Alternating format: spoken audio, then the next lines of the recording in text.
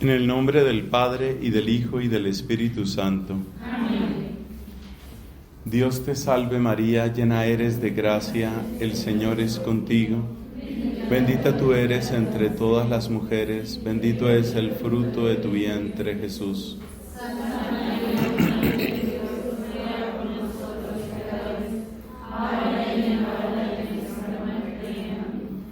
En el nombre del Padre, y del Hijo, y del Espíritu Santo. Amén.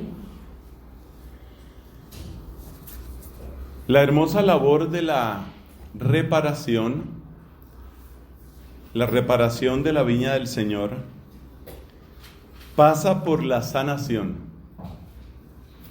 No vamos a tener una sociedad sana, restaurada, reparada, si no hay familias restauradas, reparadas.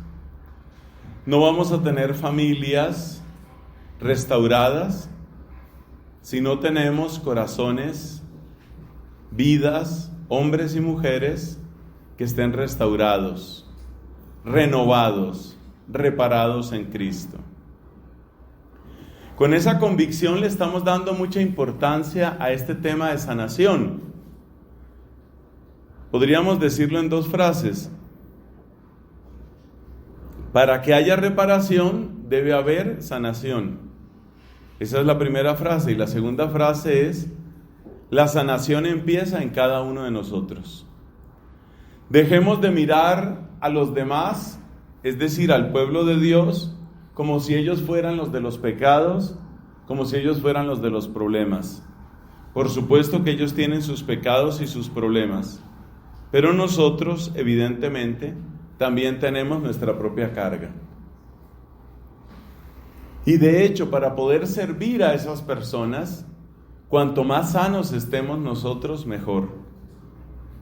Para poder servir, es necesario que haya una cierta sanación en nosotros.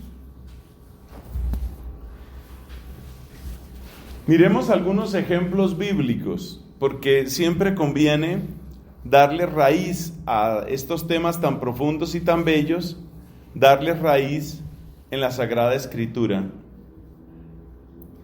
Recordemos cómo eran las ciudades en aquel tiempo. Una característica de toda ciudad era la muralla. La primera manera de defenderse una ciudad era tener una muralla. De manera que si venían ejércitos enemigos, se encontraban con las murallas. Y la ciudad atacada, desde lo alto de la muralla, bien protegidos, podían repeler el ataque. Así funcionaba. ¿Qué sucede cuando vienen esos grandes ejércitos? Como el caso de Nabucodonosor, que invade Jerusalén. Jerusalén era una ciudad amurallada, era una ciudad bien protegida. Pero estos grandes ejércitos también estaban preparados para guerras muy largas. En algunas ocasiones lo que hacían era cortar todo sustento de alimento y de agua, o sea, vencerlos a base de hambre y sed. Eso, por ejemplo, hicieron los caldeos con los judíos. En otras ocasiones lo que hacían era montar máquinas de guerra. Por ejemplo, una de las más famosas era el ariete. Un ariete es un peso enorme, usualmente de un tronco gigantesco, y ese tronco gigantesco, por medio de poleas o de otros sistemas, se lleva hasta la puerta principal u otra puerta de la ciudad y se va golpeando hasta derribar la puerta. Lo importante y la frase que nos interesa aquí es que una ciudad estaba perdida cuando se abría una brecha. La palabra brecha es clave. Una brecha, ¿qué es? Se rompió la muralla. Allí donde la muralla se rompe, allí donde la muralla cae, ahí hay una brecha. Y por esa brecha va a entrar el enemigo. Esa es la explicación básica de la guerra en aquellos tiempos. Por consiguiente, ¿de qué dependía la defensa de la ciudad? Pues dependía obviamente de la integridad de la muralla. Mientras la muralla esté entera, la ciudad está a salvo. Pero si la muralla tiene, aunque sea una sola brecha, por esa brecha se mete el enemigo. Observa que no hay que derribar toda la muralla, basta con abrir una brecha. Así es también el corazón humano. El corazón humano tiene una serie de protecciones. Todos tenemos una serie de protecciones. Algunas personas son más fuertes que otras. Nadie está completamente, podríamos decir, impermeable, defendido. Todos tenemos algunas debilidades. Pero el grave problema es cuando se abre una brecha. Una brecha que es, en el caso de una persona humana, ¿qué es una brecha? Una brecha es aquella debilidad profunda que permite la entrada del enemigo a mi corazón. Por eso decían nuestros hermanos jesuitas que cada persona tiene que conocer en dónde están sus posibles brechas. Ustedes saben que la Compañía de Jesús nace precisamente en un contexto de soldados y de guerra. San Ignacio de Loyola era un guerrero y él hizo su Compañía de Jesús pensando en qué, en la guerra, pensando en que hay que defender a la iglesia y hay que pelear por la iglesia. Esa es la espiritualidad original de los jesuitas. Entonces, con esa lógica, San Ignacio quiere que cada persona esté muy atenta, que cada uno de nosotros esté muy atento a ver dónde están mis brechas, cuáles son. Esas brechas, ¿cómo las identificas tú?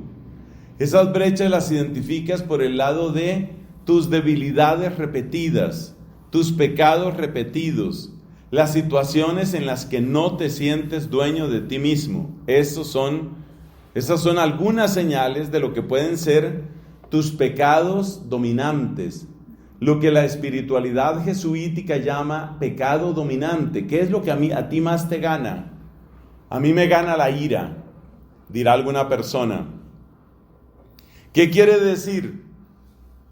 Que en un momento dado, cuando estoy lleno de ira, ni sé lo que digo. Y a veces he causado mucho daño. He perdido oportunidades. He dañado amistades por el problema de la ira. Entonces, cada uno de nosotros tiene una muralla. ¿Por qué sabemos que tenemos una muralla? Hombre, porque no cualquier persona puede en cualquier momento convencerme de cualquier cosa. O sea, yo tengo una cierta independencia, una cierta autonomía. Eso significa que nosotros no somos simplemente juguetes de las circunstancias. Es evidente que tenemos una muralla. Y es sana, la muralla es sana, bien entendida. De la Virgen María se dice una frase que está en el Cantar de los Cantares: huerto cerrado, solo abierto para el amado. ¡Qué bello! O sea, un huerto cerrado es como una ciudad amurallada, y también a María se le ha llamado mística ciudad de Dios. Ella es una ciudad amurallada. En el corazón de María no entra cualquier pecado, ni cualquier tentación, ni cualquier suciedad, porque ella tiene su corazón bien protegido. La Biblia dice: por encima de todas las cosas guarda tu corazón, porque en él están las fuentes de la vida. O sea que hay que tener el corazón bien protegido. Ahí no puede entrar cualquiera ni hacer lo que quiera. Además, el apóstol San Pedro nos dice: el demonio, como león rugiente, ronda buscando a quien devorar. ¿Por qué dice ronda? Dando la vuelta por la muralla. ¿Y qué es lo que está buscando el león cuando da la vuelta? Una brecha. ¿Ve? Por eso le digo que la palabra brecha es clave, porque uno tiene que saber por dónde está la brecha de uno. Me tienta especialmente la ira, me tienta la envidia. Soy mentiroso, tiendo a la mentira, me disculpo por cualquier cosa y siempre ando diciendo mentiras. Soy codicioso. Otra persona dirá: me atormentan, me agobian las tentaciones de la carne. Todo el tiempo estoy como en esa tensión, o con mucha frecuencia estoy con esa tensión, caigo con frecuencia, me toca confesarme mucho de eso. Quiere decir que por ahí seguramente está una brecha. ¿Y qué es lo que hace el enemigo? ¿Qué creen ustedes que hacía el enemigo cuando se dañaba la brecha? Cuando se dañaba la muralla. Cuando encuentra una brecha, ¿qué hace? ¿Cómo? Entra, claro, ¿y qué más hace? Y de ahí en adelante todo el daño. Pero ¿qué hace con la brecha? ¿Qué cree usted que hace con la brecha? La abre más, exactamente. La abre más. Entonces lo importante es lograr que entre el primer grupito de guerreros. Si ya se logró que entraran los primeros, entonces lo que hacen es abrir más. Y eso es lo que pasa con el pecado, y eso es lo que sucede con nuestras heridas. Lo que el enemigo quiere finalmente es destruir toda la muralla para jugar con nosotros. Eso es lo que quiere. Pero siempre empieza por una brecha. Y a partir de esa brecha, ¿qué hace? La va ensanchando, la va abriendo más. Entonces, por eso, una persona que empieza, por ejemplo, una persona que es perezosa. Me acuerdo de una comunidad religiosa, había una hermanita que era muy perezosa, muy perezosa. Era una situación realmente desesperante. Entonces, ella fue a la farmacia y preguntó, le preguntó allá al señor de la farmacia, ¿usted tiene pastillas para la flojera? Le dice el de la farmacia, sí, hermanita, sí tenemos. Me pone una en la boca, por favor.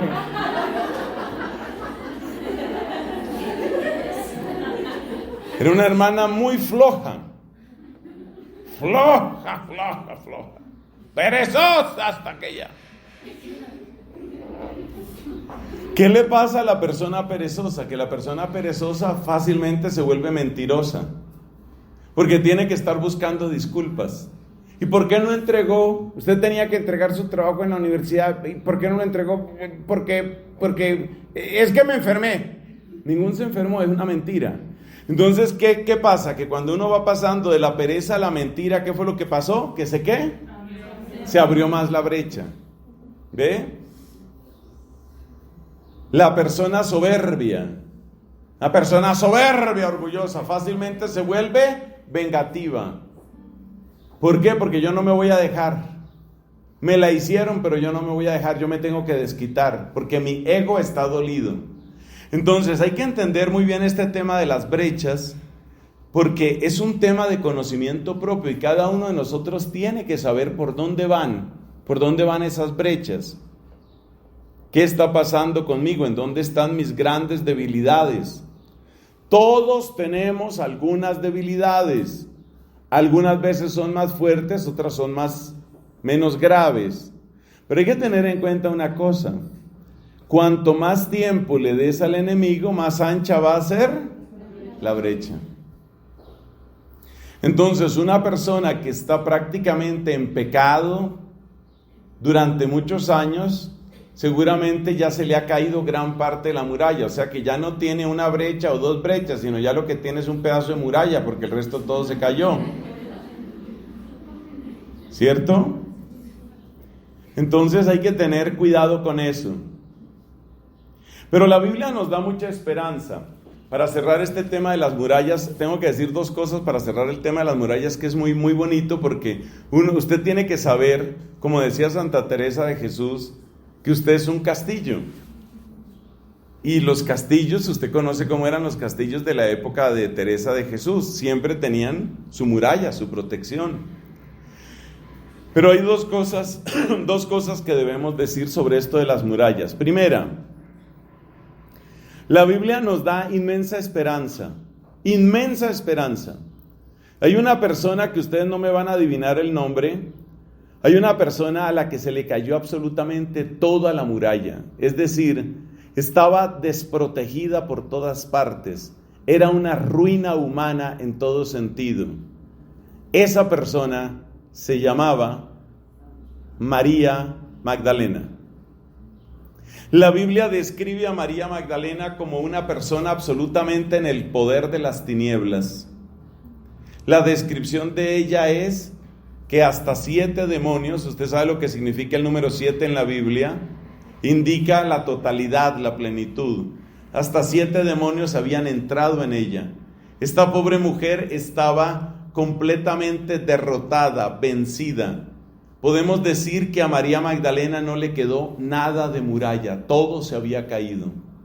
Y sin embargo, fue rescatada por Cristo. O sea, ¿qué hizo Cristo?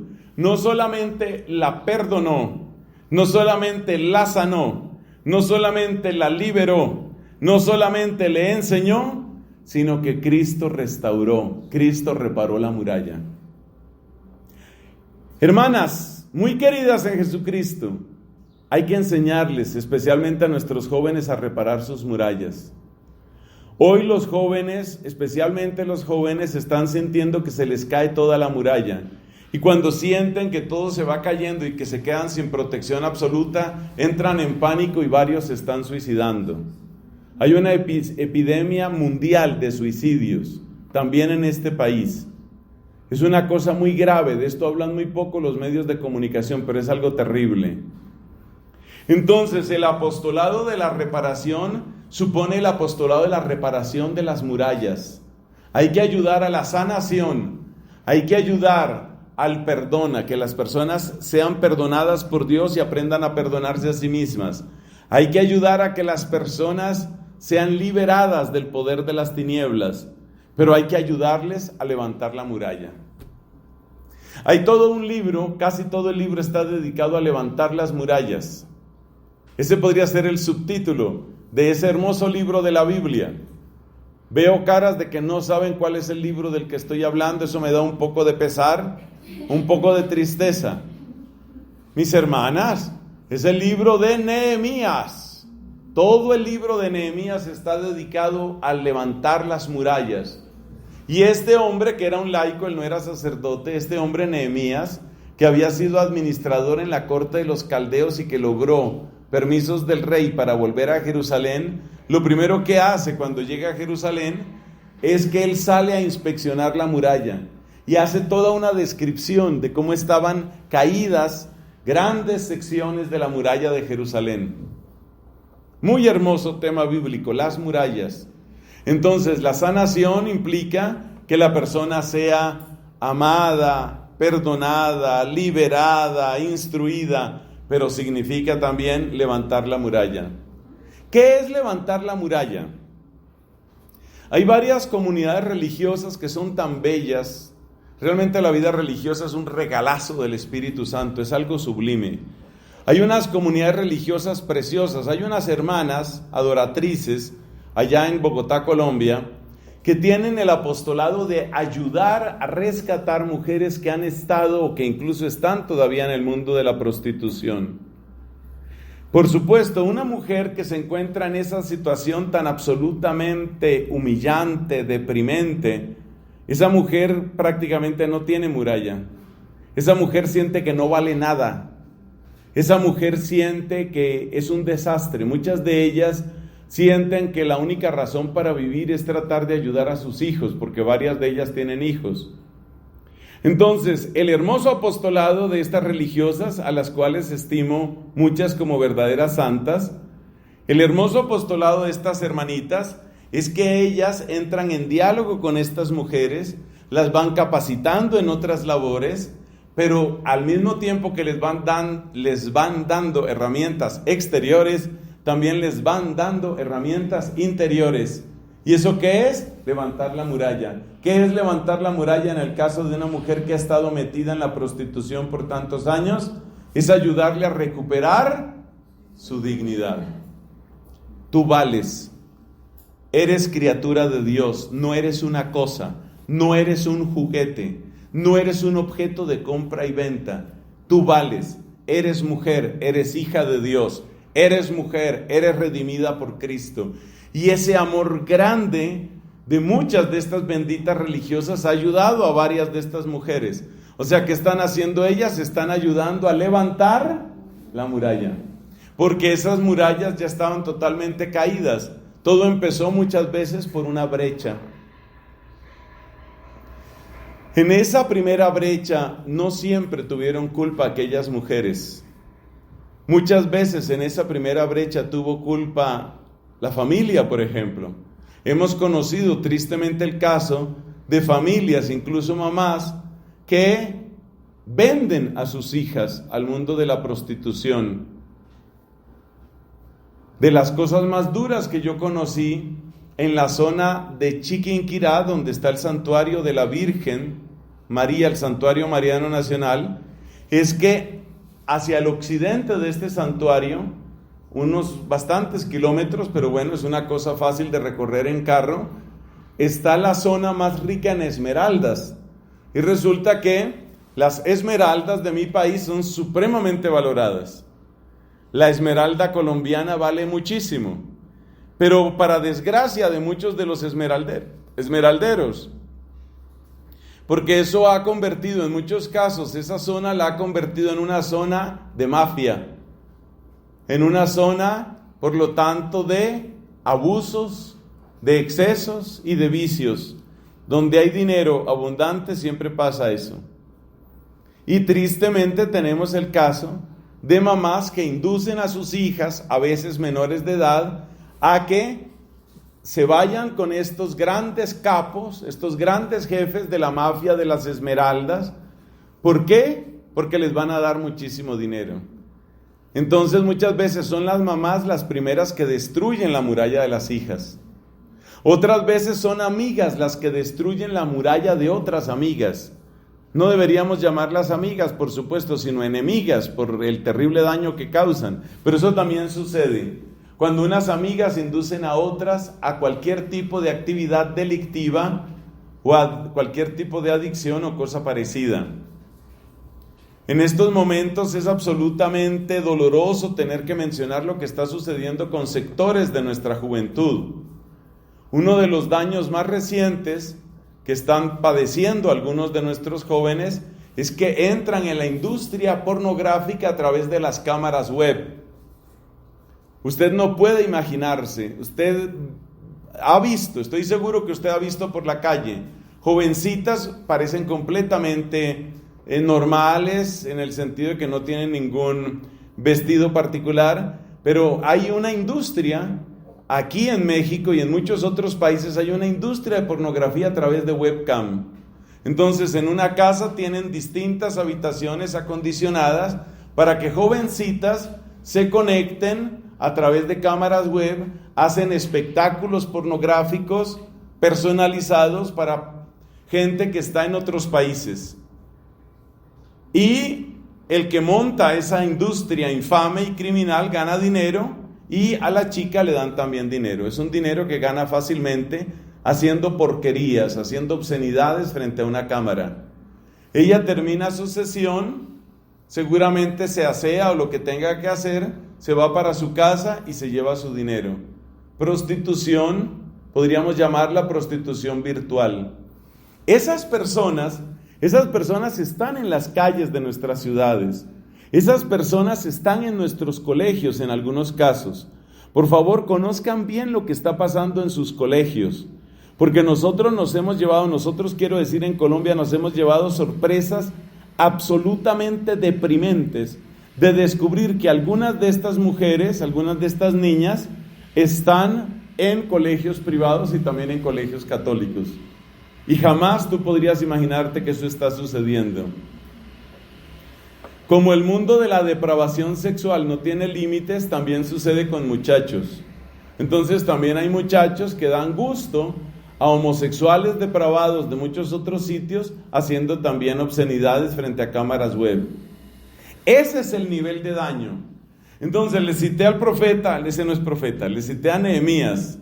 Nehemías, hay que leerlo, por lo menos una vez en la vida lea completo el libro de Nehemías, y usted verá cómo este hombre da la vuelta y él se duele de ver cómo está caída la muralla. Eso es exactamente lo que nosotros tenemos que sentir cuando nos damos cuenta que está caída la muralla y que se está cayendo la muralla. Todas estas iniciativas criminales que van avanzando, por ejemplo, en la República de México, de los Estados Unidos de México, todas estas iniciativas criminales son para producir más depravación. Estas iniciativas de matrimonio igualitario, estas iniciativas de aborto libre, gratuito, y llaman ellos seguro, se llama seguro porque con toda seguridad se va a matar al bebé. Estas iniciativas son eso, es derribar la muralla. Entonces es muy importante que una religiosa que tiene conciencia de estos temas y que tiene una vocación de reparación se dé cuenta con qué material nos toca trabajar hoy.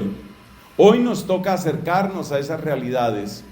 La mujer que ha abortado, la mujer que queda traumatizada porque ayudó a un aborto. Ese tipo de cosas están sucediendo y son personas que tienen sus vidas destrozadas.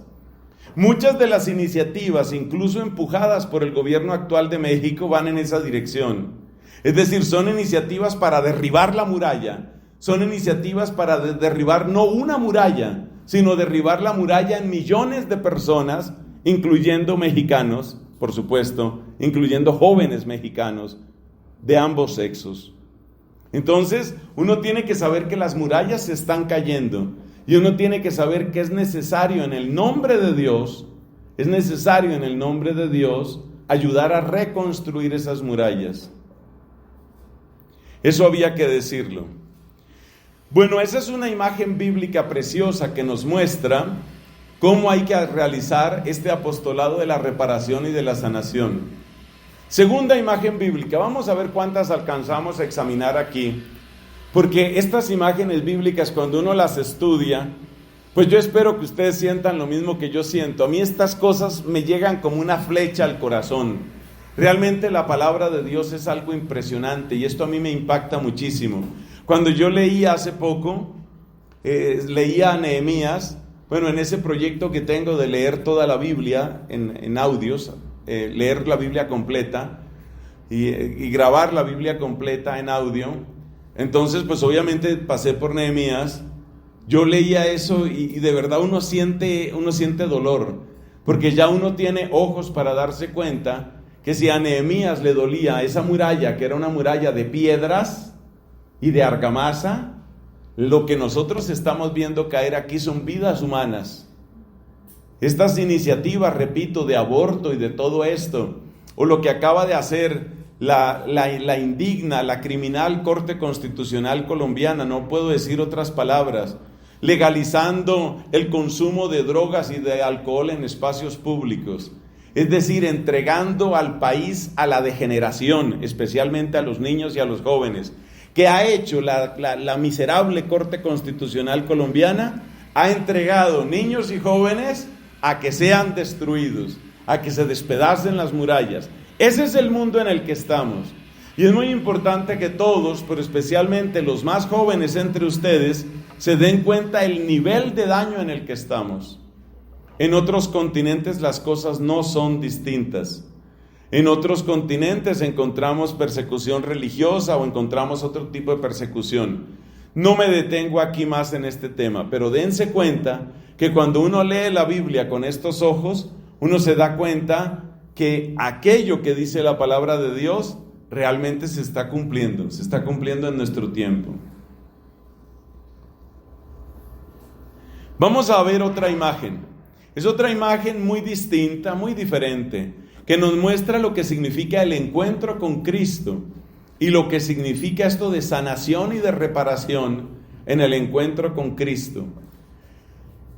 Los ejemplos que doy son ejemplos de nuestra sociedad y de nuestra época, pero siempre recordemos lo que dijimos al principio.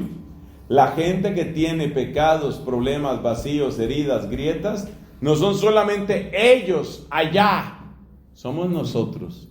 Nosotros traemos una gran cantidad de deficiencias, una gran cantidad de heridas y tenemos que pedir mucho auxilio al Señor para ser sanados nosotros y poder colaborar con Él.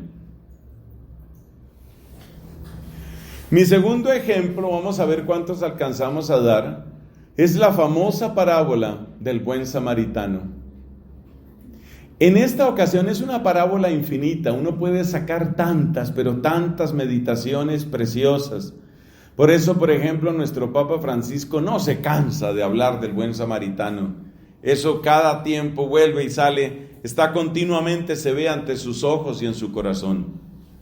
En esta oportunidad yo quiero referirme a los medicamentos, a las medicinas, a los remedios que utilizó el samaritano.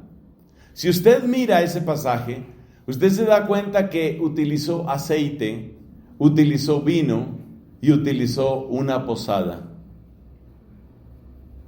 Y me voy a concentrar en esas tres palabras porque definen muy bien lo que es el apostolado de la reparación, y definen muy bien lo que es la sanación, y definen muy bien lo que es servir a Dios en un apostolado de estos. Aceite, vino y posada. ¿Para qué sirve el aceite en esas circunstancias? El aceite es un alivio. El aceite es un bálsamo. La sangre humana, cuando brota en una herida, muy pronto se coagula, por supuesto, y usted se da cuenta inmediatamente que el proceso de coagulación produce una tremenda sequedad. Por eso, el aceite es una manera de evitar que la herida se vuelva a abrir, pero sobre todo trae una palabra: alivio. Entonces vamos a escribir aceite igual alivio. ¿Para qué sirve el vino? ¿Por qué utilizan el vino ahí? Bueno, el vino tiene un contenido de alcohol. Especialmente los vinos de la antigüedad eran vinos a veces bastante fuertes. Los vinos actuales pueden tener un 6%, un 10%, un 11% de vino. De alcohol. Es muy raro encontrar un vino que tenga más de un 11% de alcohol. En la antigüedad había vinos que tenían muchísimo alcohol. Es decir, que en la práctica el efecto del vino, ¿cuál es? Es un efecto de limpiar. Es un efecto de desinfectar. Podríamos decir que el vino era un desinfectante primitivo. Entonces, ¿qué es lo que hace el buen samaritano? El buen samaritano llevaba vino. Seguro que no llevaba vino para cualquier herido que se encontrara. Tal vez llevaba vino para una fiesta, una reunión, algo distinto. Pero él utiliza ese vino como un desinfectante. Utiliza el aceite como un alivio. Entonces, aceite igual alivio. Vino igual desinfección. Y la posada igual cuidado. Pero vamos a utilizar otra palabra, y esta palabra también le gusta mucho al Papa Francisco. Si tú te das cuenta, cuando el samaritano llega a la posada, le dice al posadero: cuida de él, cuídalo. Se ve que el samaritano tiene que seguir su camino, pero le dice: yo voy a volver, a la vuelta te pagaré lo que hayas gastado de más. Le dejó unas monedas y le dijo: te pagaré. Cuando le dice cuida de él, le está diciendo compañía. No es simplemente dale un lugar, no es simplemente dale un hospedaje, es mucho más que eso, es compañía. Entonces, aquí llegamos a tres palabras. El aceite es alivio. El vino es desinfección. Vamos a llamarlo purificación. Alivio, purificación. Y la otra palabra ¿será cuál? Compañía, acompañamiento o compañía, como lo quieras decir. Entonces, ¿cómo se hace un apostolado de reparación? ¿Cómo se hace para que los procesos de sanación lleguen hasta nuestros hermanos? ¿Y cómo los necesitamos también nosotros?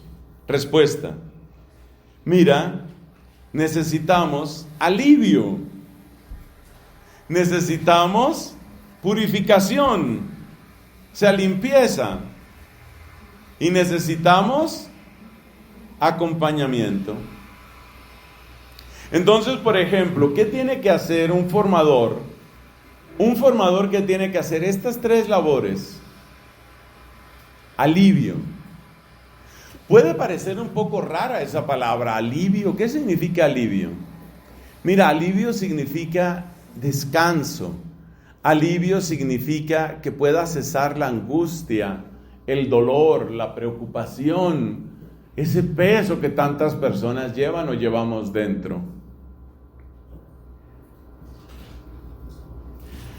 Me acuerdo del caso de una hermanita, una religiosa. Esta hermana definió su vocación después de muchos años. Ella vivía en una zona de mucho peligro en África, en la República Centroafricana.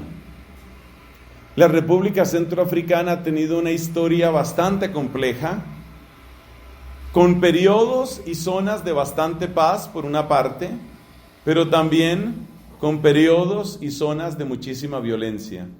Y todos sabemos que la violencia, en primer lugar, se vuelve hacia los pobres, hacia las mujeres, hacia los niños, siempre. Porque la violencia siempre ataca en primer lugar a los más débiles, y la mujer suele ser más débil. Entonces, esta mujer en República Centroafricana había tenido unas situaciones de violencia muy grandes por peleas entre tribus y además por su propia condición de mujer, en el sentido de, se había visto, yo no sé si fue violada o no, pero por lo menos sí había estado muy cerca de eso, de ser abusada, de ser violada. Y ella empezó a volverse amiga de las hermanas. Ella no era católica. No sé si tenía una religión establecida. Todavía en República Centroafricana y otros lugares de África hay muchos lugares, hay muchas regiones en donde prácticamente tienen una religión ancestral, de animismo, de cosas así. Esta no era católica. Pero ella empezó a ir al hogar de las hermanas, una casa, una escuelita, no sé qué era lo que tenían unas religiosas ahí. Ella no fue buscando la fe católica. Ella no fue buscando a Cristo, no era lo que le interesaba en ese primer momento. No le interesaba a Cristo, no le interesaba la iglesia, ni rezar, ni nada de eso. Pero ¿por qué ella iba donde las hermanas? Porque era un lugar limpio, agradable, acogedor y sobre todo, seguro.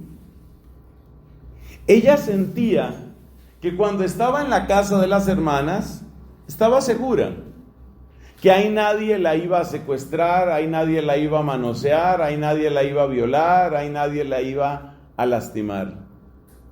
Es decir, ella sentía, nada más pasar la puerta de la casa de las hermanas, sentía un descanso, sentía un alivio, aquí estoy seguro. Qué hermosa que es esa palabra. Y qué hermoso que cada uno de nosotros se convierta en un lugar de descanso. Mire, la gente tiene mucho agobio, mucho agobio.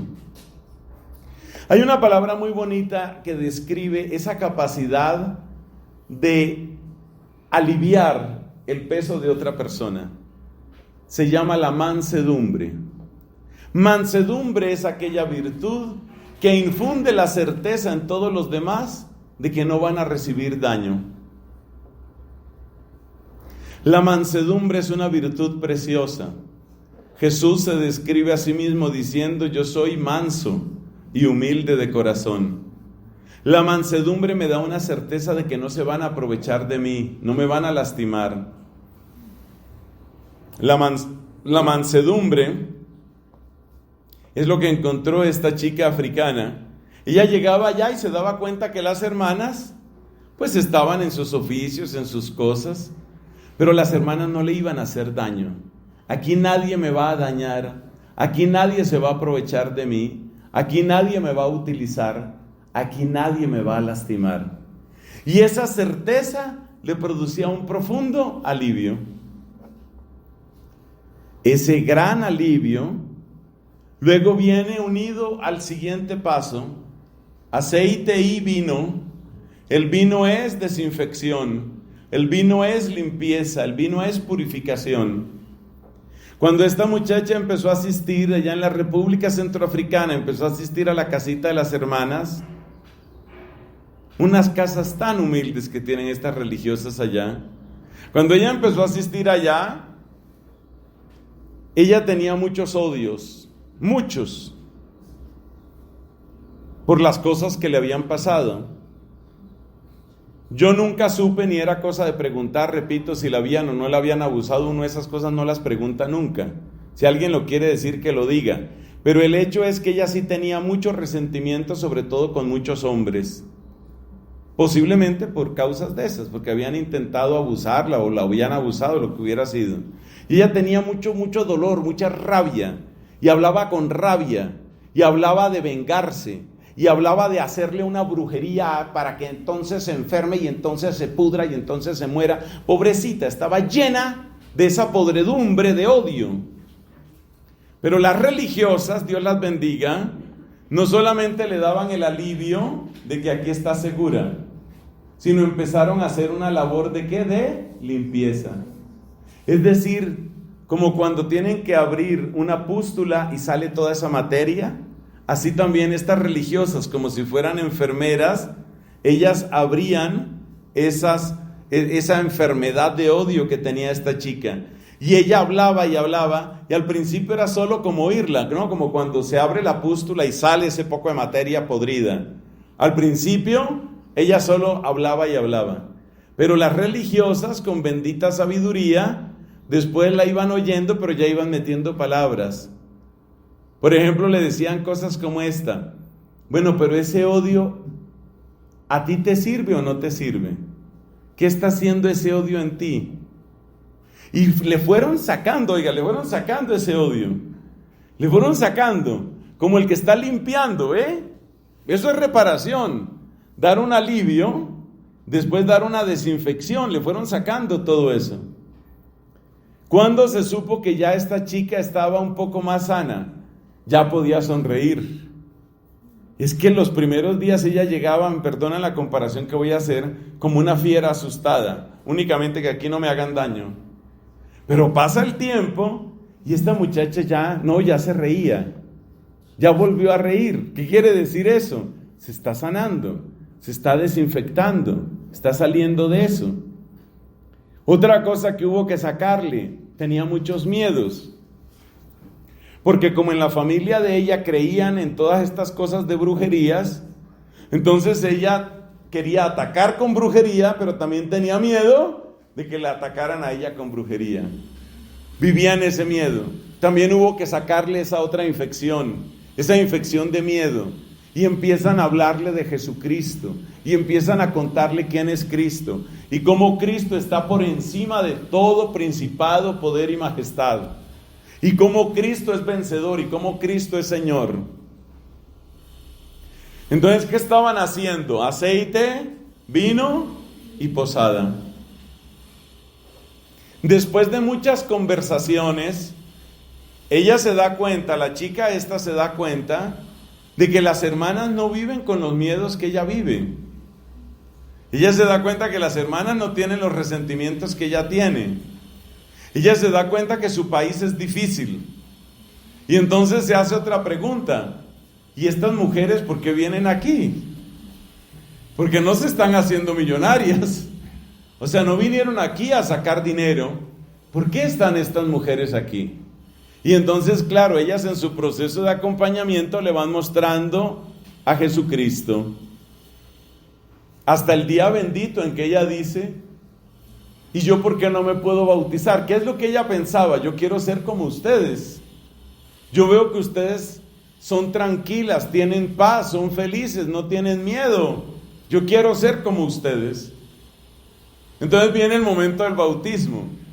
Ese es el proceso maravilloso. Por eso digo que esas tres palabras son muy bellas. La palabra aceite, la palabra vino y la palabra posada. Entonces hay que ¿qué? Hay que aliviar. La gente está muy dolida, muy confundida. Hay que aliviar. Hay que desinfectar, hay que limpiar, hay que purificar las ideas que tiene la gente. ¿Y qué más? Y hay que acompañar. Pero esto tiene una dirección. Acompañar no es un acompañamiento eterno. Acompañar es para qué. Venga y caminamos juntos hacia Jesucristo. Esa es una historia preciosa. Esa es una historia preciosa de cómo se logra una reparación. Entonces ya esta mujer queda tan feliz con su bautismo que al poco tiempo ella piensa: ¿y yo por qué no puedo ser religiosa? Si ya soy católica, ¿por qué no puedo ser religiosa? Entonces ya ella empieza a pensar en ser religiosa. Es una cosa muy linda. Las hermanas no la estaban presionando para que fuera religiosa, sería un error. Si ella hubiera querido casarse o lo que sea, pues que ella lleve su camino. Entonces no se nos olvide, esta es otra imagen bíblica de la reparación. La primera imagen bíblica es reparar la brecha. La segunda imagen bíblica, el aceite, el vino y la posada. Y vamos a ver una tercera y última. Tercera y última imagen bíblica sobre la reparación. Esta la encontramos en el capítulo, usted buscará en qué capítulo, yo tengo que dejar tarea, pero está en el Evangelio de Juan. No es tan difícil de encontrar. Hay que buscar ese pasaje. Bueno, ¿qué es lo que encontramos ahí? Este es un hombre que está postrado en una camilla, cerca de una piscina llamada la piscina probática. Es un hombre que está postrado. Yo les pido el favor de que nos ubiquemos en el siglo I para que entendamos qué significa estar postrado. Gracias a Dios, en nuestro mundo cada vez tenemos más conciencia de que la persona que tiene una discapacidad no tiene que llevar una vida miserable. Cada vez hay más iniciativas para mejorar la vida de las personas que padecen una discapacidad. Eso tarda mucho en llegar a veces a nuestros países, pero la verdad es que hay cada vez más conciencia de esto. Ustedes y yo hemos visto personas, por ejemplo, que tienen una gran discapacidad, pero que pueden incluso salir a la calle, tienen un carrito, una silla de ruedas motorizada. No es todo lo que la persona quisiera, pero es algo muy distinto, muy distinto.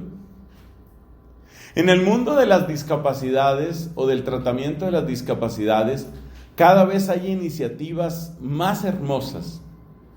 A mí me parece emocionante eso, porque yo pienso que cuando una persona trabaja por liberar a otros de las limitaciones de una discapacidad, realmente está haciendo un gran acto de amor. Hay un ingeniero, por ejemplo, que diseñó una especie de silla, pero que permite que la persona se pare. O sea, la persona queda parada, pero sostenida, de modo que no esté siempre sentada. Eso está muy poco difundido y además de momento es carísimo, costosísimo. Pero ¿qué me gusta de ese invento, por ejemplo? Me gusta, y ahí lo explicaba uno de los ingenieros en un documental que vi.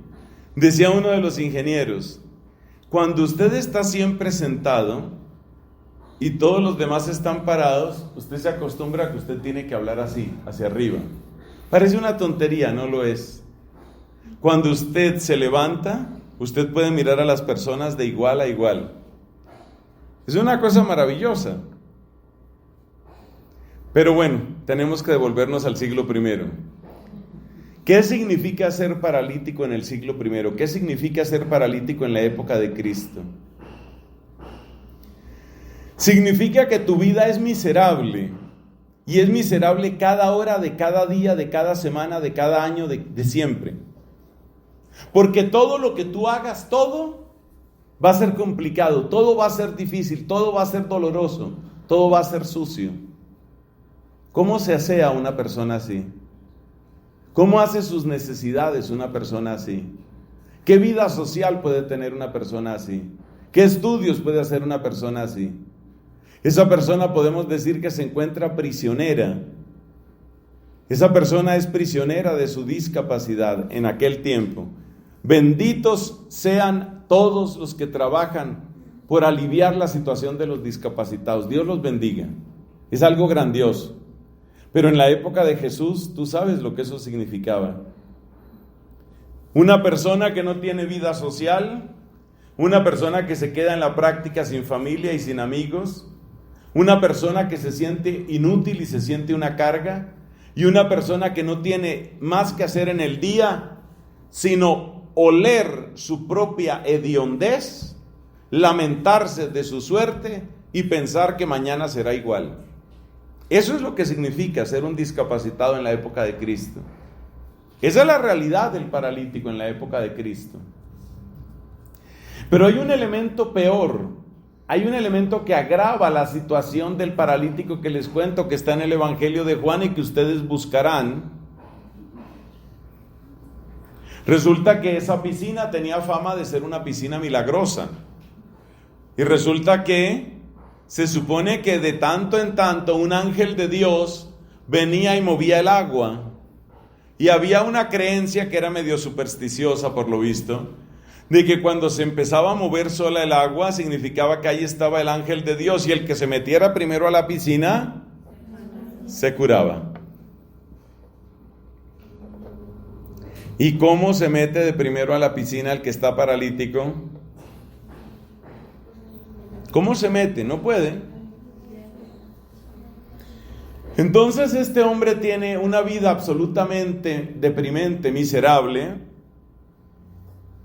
una vida sin esperanza y además una vida que padece lo que podríamos llamar una burla. Ya verás por qué la palabra burla es importante en este último relato bíblico que estoy compartiendo contigo. ¿Por qué la palabra burla es importante? Porque el gran dolor de nuestros pueblos, sé que no solo en Latinoamérica, pero permítanme que me circunscriba a Latinoamérica, mucha gente tiene el dolor de sentirse burlada. Siente que la vida es un mal chiste. Siente que la vida es cruel, es irónica y es una burla. ¿Por qué siente que es una burla? Bueno, porque el político promete y no cumple. Yo le di mi apoyo para que él llegara al poder y no está haciendo otra cosa sino trabajar por sus intereses. Tal vez sus intereses son precisamente seguir en el poder. Tal vez lo único que le interesa es eso. Entonces el pobre se siente burlado. ¿Qué produce la sensación de estar burlado, de saberse burlado? ¿Qué produce? Rabia. ¿Y qué produce la rabia? Marxismo. El marxismo se alimenta de la rabia. Es indispensable para el marxista que tú tengas rabia. ¿Y la rabia de dónde viene? De la burla. ¿Y la burla de dónde viene? De que prometen y no cumplen. Eso vale para el político, pero eso vale también para el sistema económico. Casi siempre cuando predico del evangelio de este paralítico, una cosa que comento es la situación absurda en que se encuentra. Es decir, para curarme tengo que moverme, pero resulta que lo que necesito curarme es de que no me puedo mover. O sea que si me pudiera mover para curarme, no necesitaría curarme. Suena como un trabalenguas, ¿no? Si me pudiera mover para curarme, pues no necesitaría curarme. ¿Y eso a qué se parece? Se parece al sistema económico. ¿Qué es lo primero que te pide un banco cuando te va a prestar dinero? ¿Cuánto dinero tiene usted? O sea, para que me presten dinero necesito demostrar que tengo dinero. Y entonces el que no tiene dinero y necesita dinero queda metido en una situación absurda. Por eso muchas personas dan el paso al crimen, porque sienten que es una situación absurda. Por eso triunfa el marxismo en algunos lugares, como triunfó en Venezuela. Porque la gente se hartó, se cansó, se fastidió de la burla de sus políticos. Se cansaron de eso, se cansaron de no servir para nada, sino para montar en el poder eso. Entonces cuando llega un líder que se presenta como un mesías, van detrás de él. Así entró el comunismo en Venezuela, exactamente así. Y lo mismo pasó en Nicaragua, y lo mismo pasó en Cuba, y lo mismo pasó en Bolivia. Y estoy rogando mucho por México porque tengo miedo. Porque tengo miedo de algunas cosas que veo, pero bueno. Seguimos orando y que prevalezca la sensatez y que lo bueno que pueda hacer este gobierno lo haga, ni más faltaba. Pero tengo miedo y lo digo. Entonces la situación de este hombre, de este paralítico, es una situación deprimente, es una situación miserable, pero además es una situación de burla. Esa palabra es clave, porque ese es el dolor que tienen muchas personas que tú te vas a encontrar. Por favor, no se piense que la Iglesia Católica está exenta de producir esa clase de dolores y de resentimientos. Especialmente, muchas personas con los temas de abuso sienten que la Iglesia los ha traicionado de una manera brutal. También cuando las personas ven que nuestro modo de vida, nuestro estilo de vida, empieza a ser simplemente una función de nuestros propios deseos, es decir, que cada vez estamos más cómodos y más lujosos y de mejor clase social, también la gente siente una traición y también la gente siente una burla.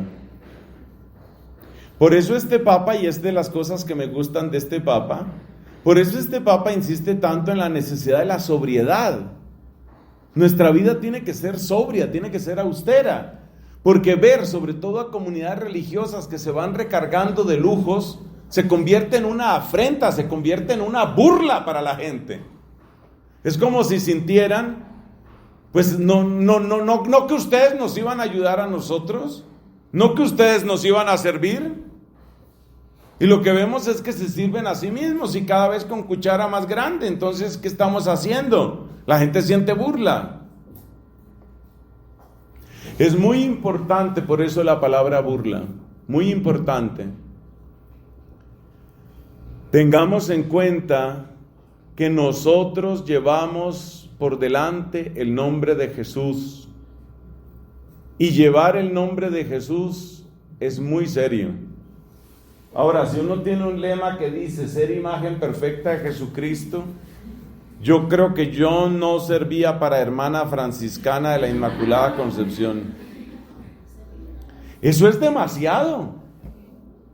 Pero no nos digamos mentiras, es lo que la gente siempre espera de los religiosos y las religiosas, que seamos imagen de Cristo, verdadera imagen de Cristo. Pero si nosotros como religiosos se supone que somos seguidores de Cristo pobre, casto, humilde, obediente, y nosotros no somos o pobres, o castos, o humildes, u obedientes, somos una burla. Acuérdate lo que dice el profeta Ezequiel: por culpa de ustedes es profanado mi nombre entre las naciones. ¡Qué duro! ¡Qué duro! Por culpa de ustedes es profanado mi nombre entre las naciones.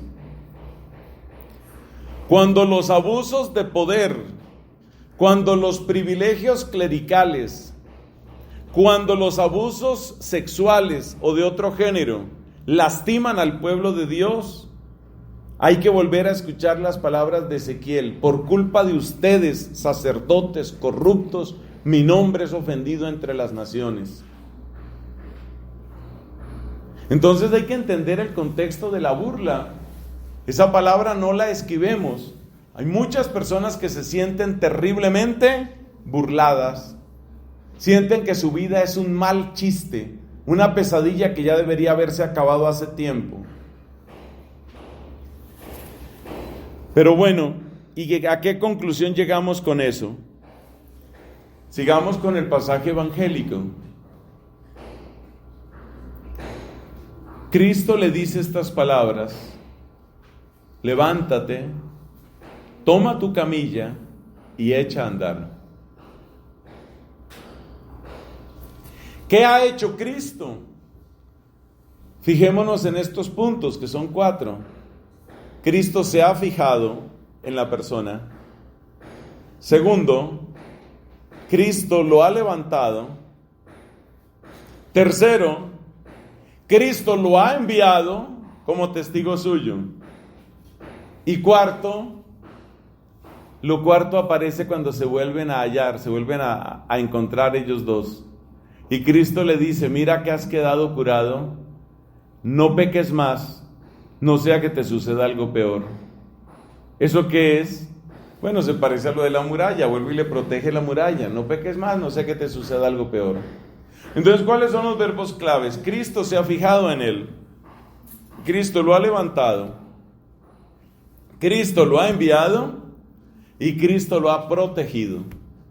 O si lo quieres decir más preciso, le ha enseñado a protegerse. Esa es la descripción del apostolado. Ese es un apostolado. ¿Cómo es el apostolado? Mire, usted se fija, por ejemplo, en una persona vulnerable, o una persona que ha sido lastimada, o una persona que ha sido marginada. Usted se fija en esa persona. Ahí empieza. Usted la levanta, usted levanta a esa persona. Por ejemplo, las obras educativas ayudan muchísimo. La obra educativa hace que la persona cultive lo mejor de su alma, que en el plano natural es su razón. Además, usted está evangelizando a esos niños o a esas niñas, los está evangelizando, los está levantando. Como hicieron las hermanitas aquellas en República Centroafricana. Usted está levantando a esa chica. Esa chica estaba postrada en su miedo, en su resentimiento. Usted la está levantando, usted la está levantando. Cuando ya ella ha recuperado su estatura, cuando ya ella se ha levantado, Cristo la envía como testigo. Cristo en este pasaje envía como testigo al paralítico. Por eso le dice, toma tu camilla y echa a andar. Y Cristo protege a esta persona. Le da herramientas, le da advertencias. Si estuviéramos hablando de marketing, diríamos servicio postventa. Cristo le da protección. Cristo se fija, Cristo levanta, Cristo envía y Cristo protege. Ese es el apostolado de la reparación. Eso, exactamente eso. Hay que fijarse en las personas, entender su drama. Por favor, y lo repito por última vez, entienda que la gente se siente burlada. La gente se siente burlada por la iglesia, por el gobierno, por las corporaciones. La gente se siente burlada y ese dolor los bloquea. Ese dolor los blinda. Entonces nuestras palabras de evangelio, mientras no venzamos ese blindaje, son palabras que rebotan, como cuando una persona tiene una armadura. Tú le disparas y las balas nunca entran. Pues las balas santas de la evangelización jamás llegarán a esos corazones mientras la persona siga con su armadura. Entonces, ¿qué hay que hacer? Hay que quitar la armadura. Hay que quitar la armadura. ¿Qué significa quitar la armadura? Significa que hay que ayudar a que la persona se desarme. No es fácil, pero hay que lograrlo. Esas son 3 imágenes bíblicas, me parecen muy ilustrativas de lo que significa reparación.